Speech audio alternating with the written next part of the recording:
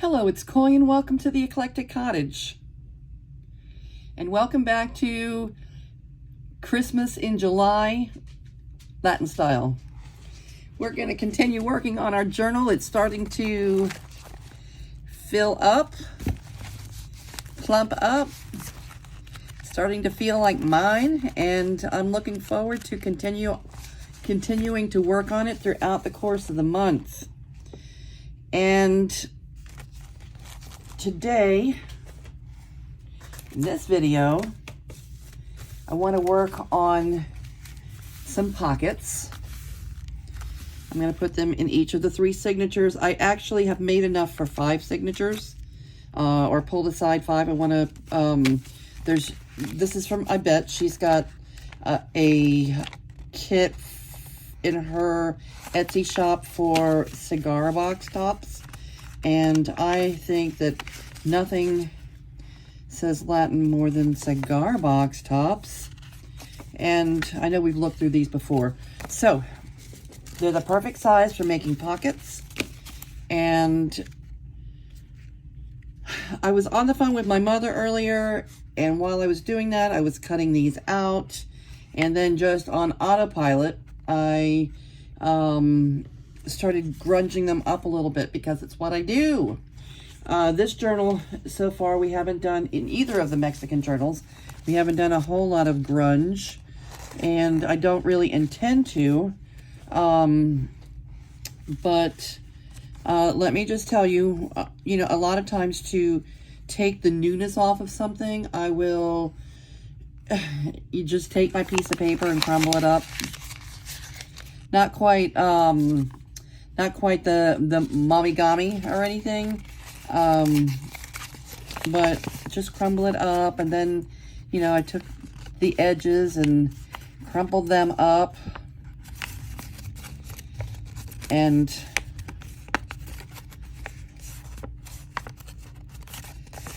then distress the edges. I did leave them in between the pages of a heavy book for a while to straighten them out a little bit instead of ironing them.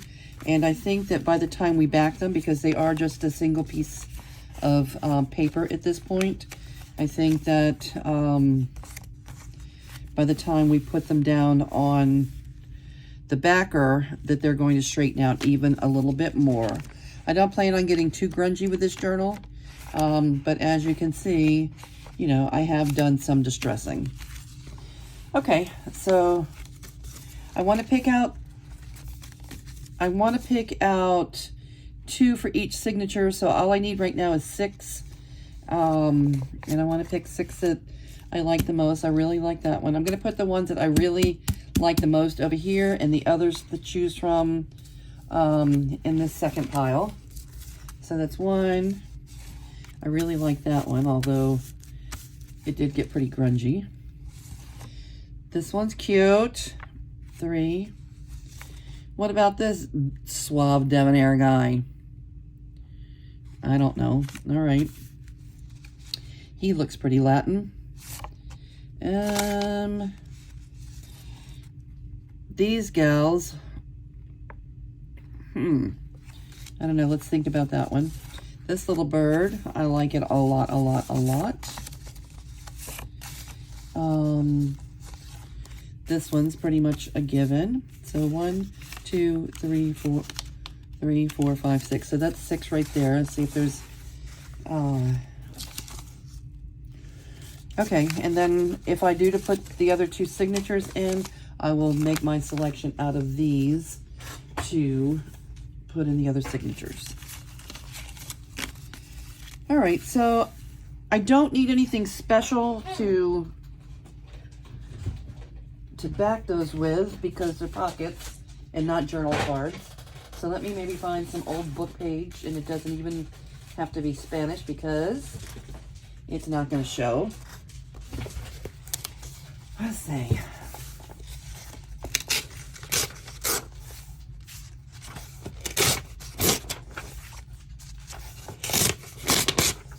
I don't think I can get more than 1 on a page. Let's check it. No. So I need 6 pages.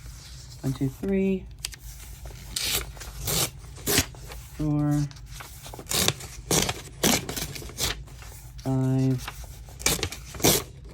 6. Okay.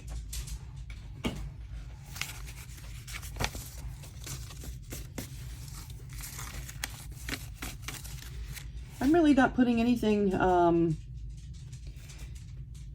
anything in the journals that's not Spanish. I'm not really putting any English words in my journals, and you know, that probably doesn't, you know, that's not a necessity, and it's not something, if you're doing a Latin journal, it's not something you have to do.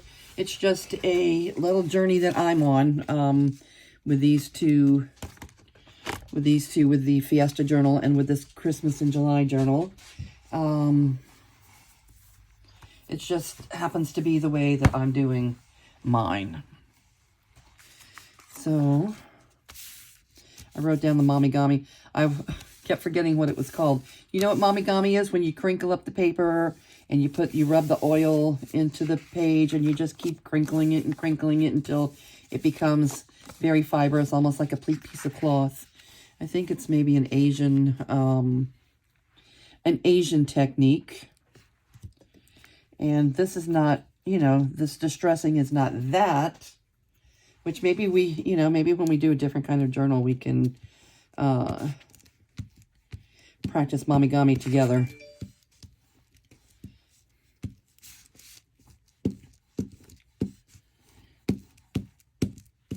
All right. Well, maybe I'll use this. Decisions. Let me use this for, because I have so much paint and stuff on my desk and, you know, different lumpy things, I like to do my spreading on something smooth. So let's do this and look for Chuck.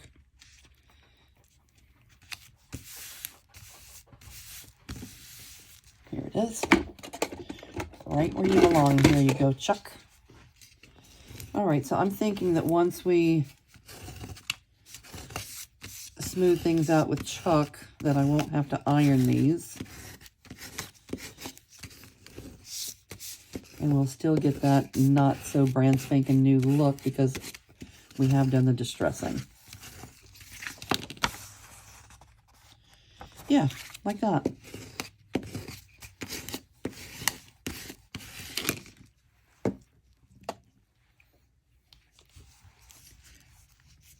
It's funny, no matter how many times you've done something, sometimes we're always surprised when it works.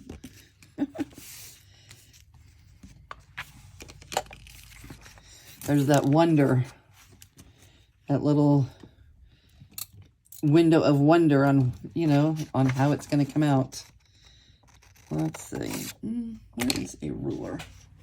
Let's get a ruler and tear around these edges. I think that you know, with the border, I think this was, you know, this border is on some of Abette's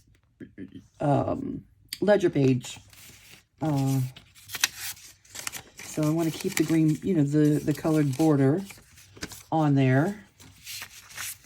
And normally, you know, when I'm doing a pocket or something, I will, if I'm backing with book page, I will leave a little, you know, border of book page also, but I don't think that there's going to be that much room, at least on the left and right side. But it's there if we need it. It'll probably vary from page to page, you know, from pocket to pocket, depending on what's going on the page we add it to. All right, so let's keep going.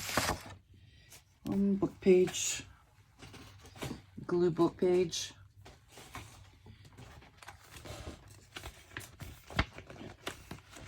Book I'm using glue book pages.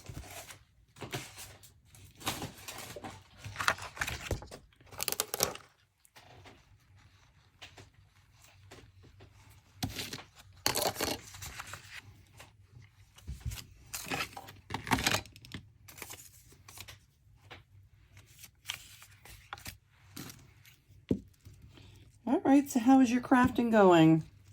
Is anybody working on something fun in your art room today? If you are, let us know. And I want to say thank you to those of you that keep showing up every day. Thank you, thank you, thank you for showing up.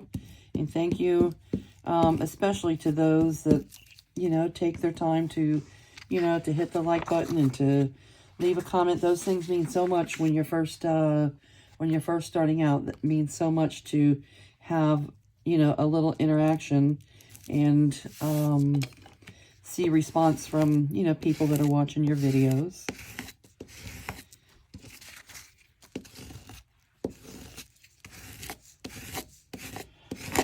We've been doing this 3 weeks now, and right at 3 weeks, and I just enjoy coming back and hanging out with you folks. It makes crafting so much more fun. It really does. I know I say that a lot, but it does. And for those of you with YouTube channels, I'm sure that you know exactly what I mean. You have to feel, I'm sure, feel the same way. That's why we do it. Build community. And not many people know about my channel yet. I'm, you know, 3 weeks, we're only 3 weeks old. And hopefully we'll keep growing. I think we're at 36 girlfriends right now, as Leslie calls us, girlfriends. You know, people in this junk journaling community. Anybody watch Leslie at Willow House? She is a hoot. Hi, Leslie. She is a hoot. Highly entertaining. Highly entertaining. And her journals are just beautiful. And that's really more my style. You know, what she does, what you know, what Rachel does at Roxy Creations. But I am enjoying this change of direction with all the, you know, the bright vivid colors. I'm enjoying it. It's just a breath of fresh air for me because I'm such a lover of color. All right, that's 2.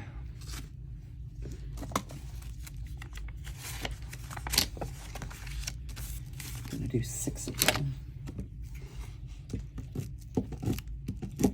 We're gonna do 6 because they are just such perfect pocket size, and they say Latin like nobody's business.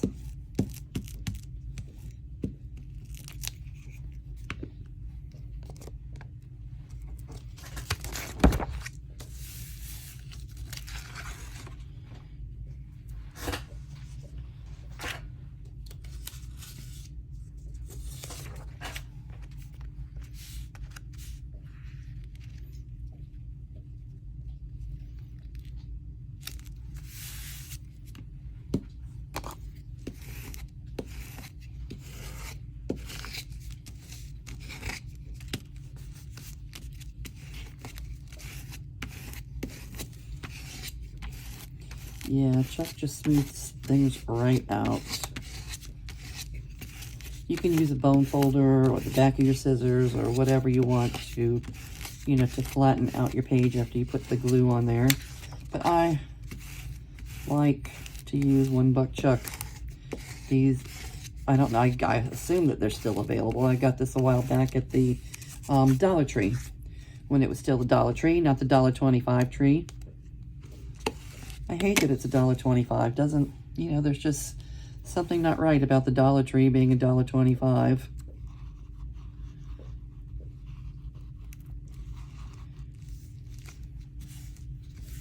When I was growing up, so that's like 40 some odd years ago, my friend Frank, my friends were musicians back then. They were all musicians, and Frank was just a brilliant songwriter. They all were. They were brilliant songwriters at a very young age. But Frank, I remember sitting around one day and Frank saying that his thought and idea was that he would love to have a store that sold things where nothing was over $1. He said everybody's got $1 in their pocket, you know, so everybody could afford to buy something. And you know, we thought, oh, that was a pretty brilliant idea. And then years later came the dollar stores. And I always felt since then that somebody stole Frank's idea.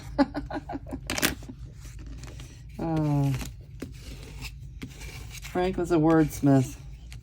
His tunes, his music itself, he always kept that very simple with, you know, some fairly easy chords, and, you know, the music was very easy-ish to play, but his words were brilliant. His words were way beyond his years. And I have a couple of other friends like that too. Chris Stanley. We lost Chris a couple years ago. And Mike Barra. They are just, you know, between the three of them, they're the most amazing songwriters I know, even to this day. The music they write, the songs they write, the music they created, even way back then, 40 some odd years ago, is still among my favorite. I recall my son sending me a text message just recently, something he was doing on his Facebook. He said, "Mom, what's your very favorite song?" And I told him it was Just Like a Lighthouse, and he knows that because we've been singing Just Like a Lighthouse in the car. My son turns 40 in a couple of days. On August 2nd, he turns 40. And when he was young, we sang Just Like a Lighthouse a million times in the car when we were driving here, driving there. He knows what my favorite song is. And he said, well, do you have a recording of it somewhere? So I did. I sent him the song, and that was that. It was a nice little, you know, memory for me to think about how the kids know that song and how old the song is and how after all these years it's still one of my favorites. And Frank Smith, he wrote a song called Ever Since Its Birth, which was about the Earth circling around the sun, which, you know, hangs around the galaxy, all those things. And that song became almost ended up, and it actually has pretty much ended up with a cult following in, you know, the South Florida area. The people that know that song do a whole little, you know, hand motions and dance little thing to that song all these years later. Cute. It's cute. His songs were pretty elementary, very, very simple, and could have been, you know, in the words of a, you know, the thought process of a child almost, very childlike.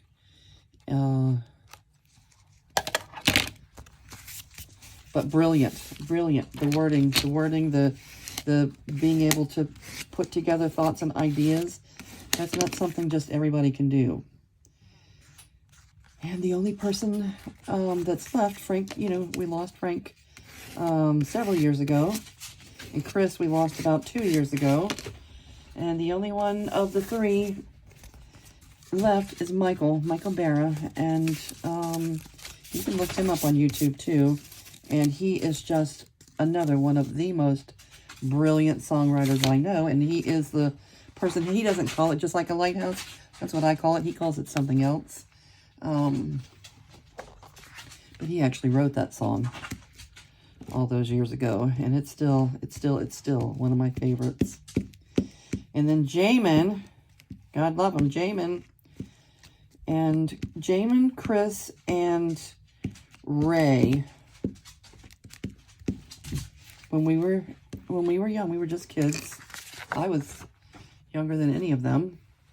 They started a band called Rebirth. And Ray, Coco Ray, you can look him up on YouTube also, or on Spotify, whatever. Coco Ray was the flute player. He played the flute, he played the saxophone, he played them all.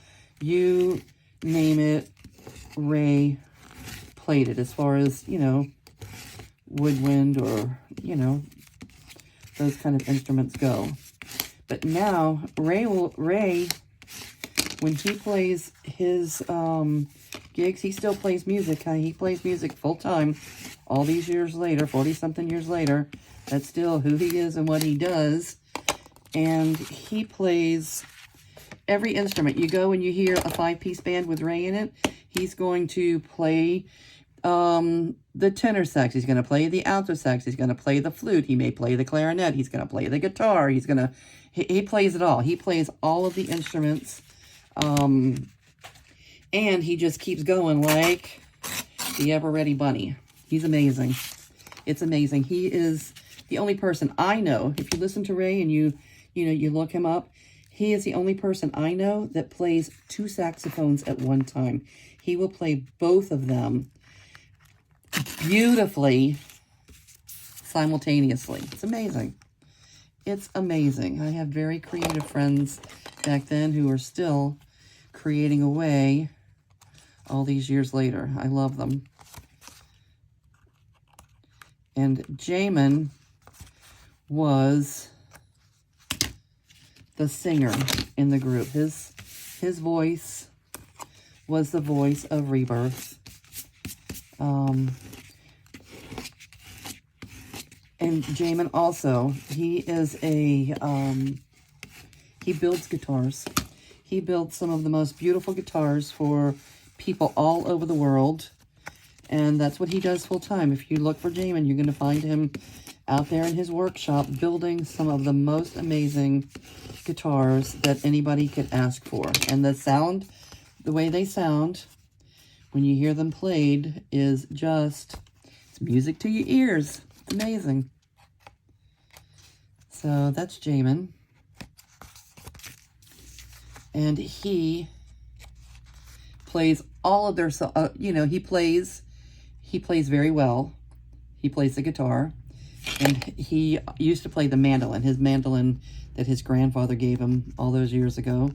I think he still has it, obviously. He played the mandolin, but mostly he was a guitar player. And Chris was he was a songwriter, and he, sang, backup, or, they sang together. And Chris knew all the instruments. Chris knew music inside and out like no one I ever knew knows music. Chris knows classical. He just knows music. And Jamin played and sang and performed all their songs. He still does, better than they even performed them themselves, I think, if they were playing by themselves. Jamin is an amazing artist in his own right. He is a songwriter. His songs are different than everybody else's were, but they're still gorgeous and brilliant, and they have such personal meaning. I have very creative friends. I love them. Oh my gosh. I'm going to stop talking now about them, but just know the music of my childhood was such an important part of who I am. And luckily for Facebook, I love Facebook. People can say this or people can say that about Facebook, but it lets you keep in touch with the people that, that you've known. I am still in touch with, the kids in my neighborhood that I grew up with when I was, 5, 6, 7, 8, 9, 10 years old. So that's important. And one of my favorite things about Facebook is being able to, it's no longer Chris, but, being able to keep up with Michael and with Jamin and Steve. Chris had a twin brother, Steve, and Steve plays music. And right up until the time that Chris passed away, him and his twin brother, Steve, would, play little music gigs together. So we keep in touch with him. And our past, the people that we were, the things that we knew, we all lived in Atlantic City. We moved from Florida to Atlantic City when we were very young, and they were in the band, you know, their band there in Atlantic City, and I worked in resorts, like the year that it opened, like in the 1980, I believe it was 1980. I worked in Resorts International Hotel and Casino. I was a Cashman photo girl. Took pictures of people coming to Atlantic City and gambling or on vacation there at the casino. Took their pictures, brought them back within the hour, and, you know, they would buy a little photo package from me. So that's what I did. And in the winter times, I would go to Mount Airy Lodge in Pennsylvania, not that far away, and work the winter time at the ski resort. So we did that for a while. And those things become part of, you know, part of who you are, part of your past, part of the fabric of your life. Yes? Okay, enough about that. Let's talk about these pockets. Do we gusset them or not? I think we do. I think I actually made some gussets when I was on the phone with Mom. And here they are right here.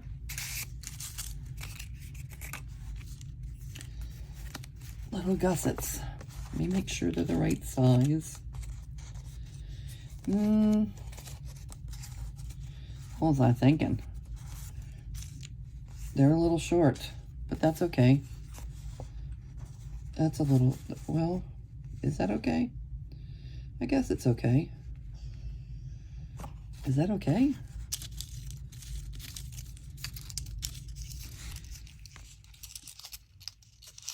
Yes, I will put them from here to the, what will I do? I'll put them, what was I thinking? Maybe only doing them as large as the, oh well, we could make new ones, or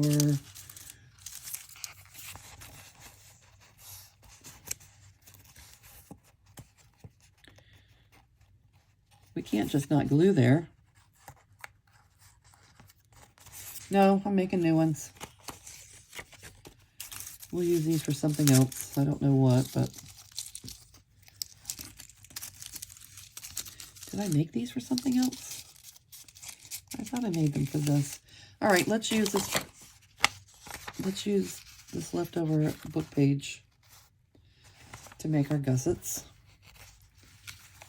We're doing 6 pockets. We only need 12 of them. It's not that big of a deal.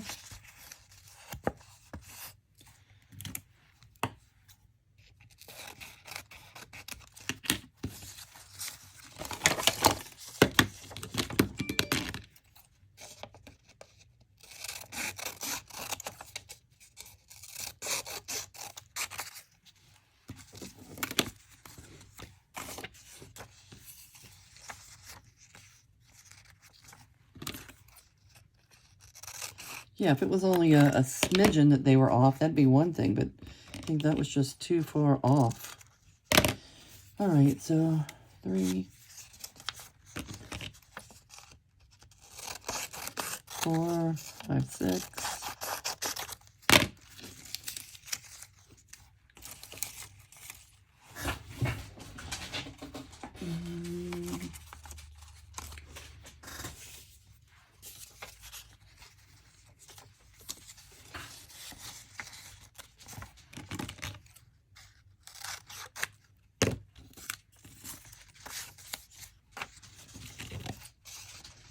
Seven,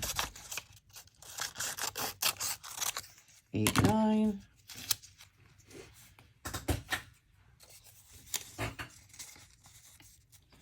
10.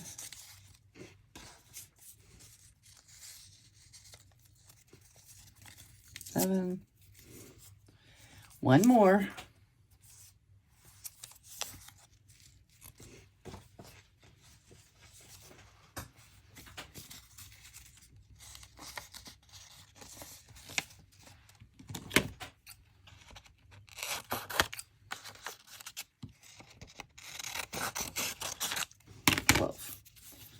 Okay, that wasn't too bad. All right, and where are we going to put them? I'm going to put them both on the same page if possible, on both sides of the book. Okay, so in this signature, we'll put it here.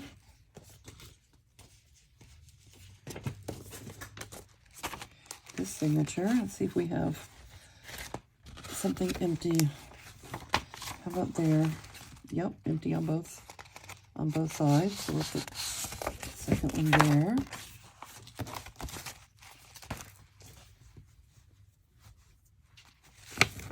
And do we have one more page like that? Kind of a plain page.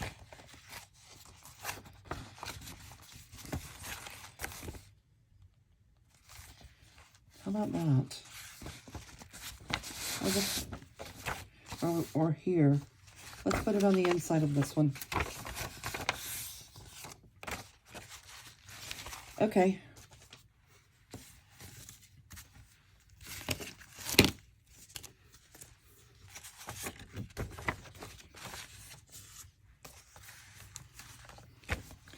They are going to have to be trimmed down some,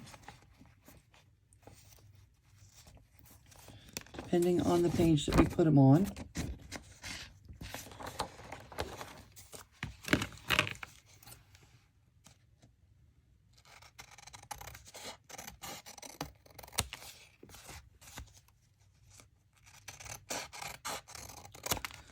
Start there.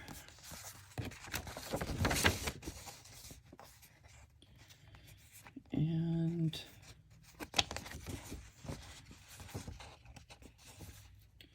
we need to go a little bit more on both sides.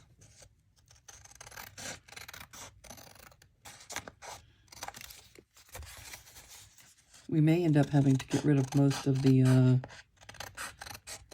trim. That's okay.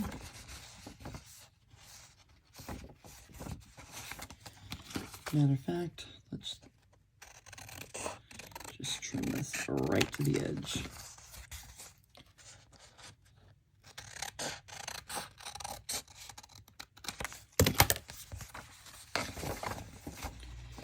You know, the white edges that we have around around the papers determine how wide each individual page is. And I don't want this bright white showing.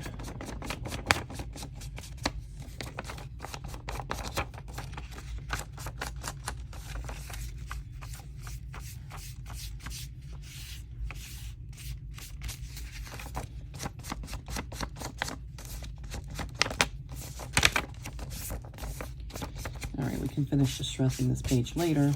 I just want to make sure to get around the edges of the pocket where the bright white is not going to flash in our eyes. Okay.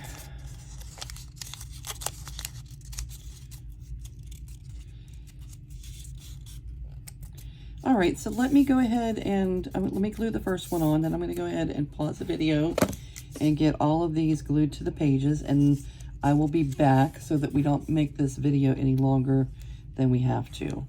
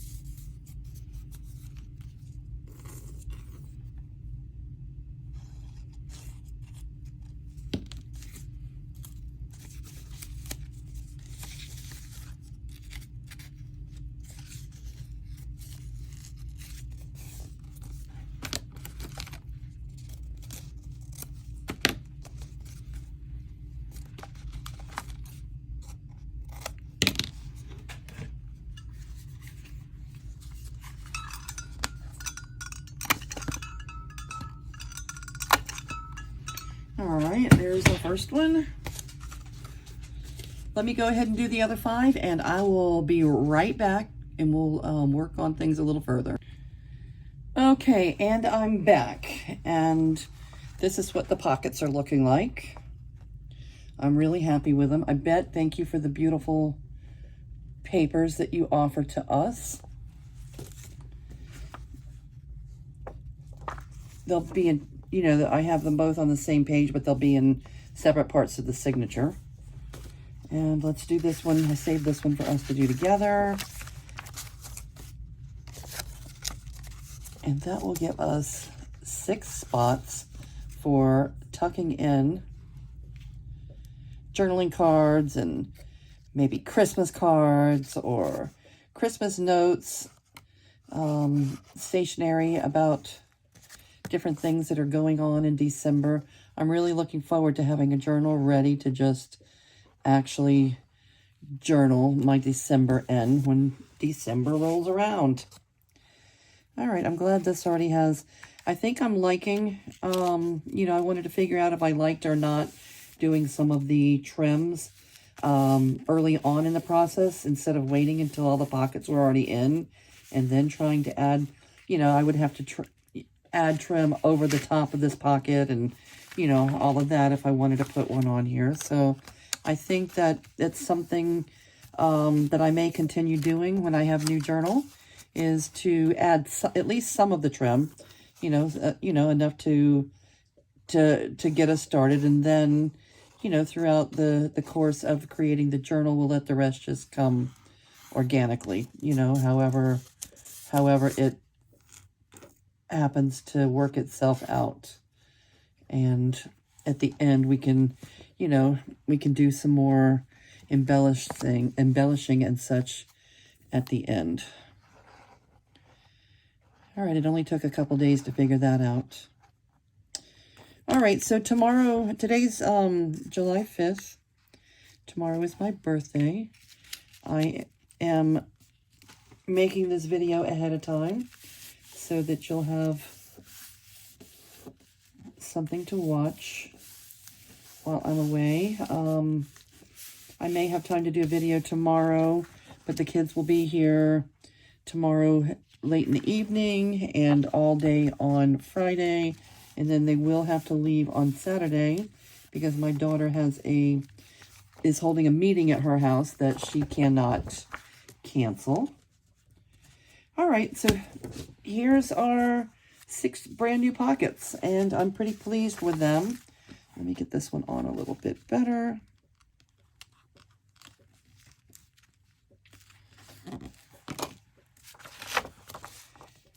Pretty pleased with them. I like that they say this is a Latin journal. They say that to me.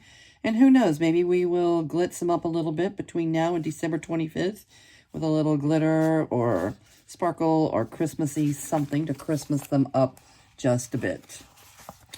Okay, once again, I'm going to say thank you guys for showing up. I am just thrilled that you're here with me and keeping me company in the art room as we are on this journey together to create a Christmas journal in July. I'll say goodbye for now, and I'll see you real soon. Okay, I am back for a quick update. This is the blooper section. I just wanted to turn the camera back on and let you know that as seamless as everything looked with our installing our Cigar box top pockets, I installed this set on the ones we did together upside down. Okay, I forgot that there was already a pocket in there, and I glued them down here instead of down here where they belonged. So, as we junk journalers do, I'm gonna fix it. Hey, it's only paper. There's not much that can't be fixed when we're talking about paper. So I've removed them, and in a not all that delicate of a way, And it has left some damage on my paper. And next video, I'll go ahead and, you know, collage something or, you know, get that taken care of, and all will be good as new. And no one but me and you and anyone else who comes back and watches this blooper section will even know that there was a problem. Okay, this is the real deal, how things are like in the art room. Bye again. See you soon.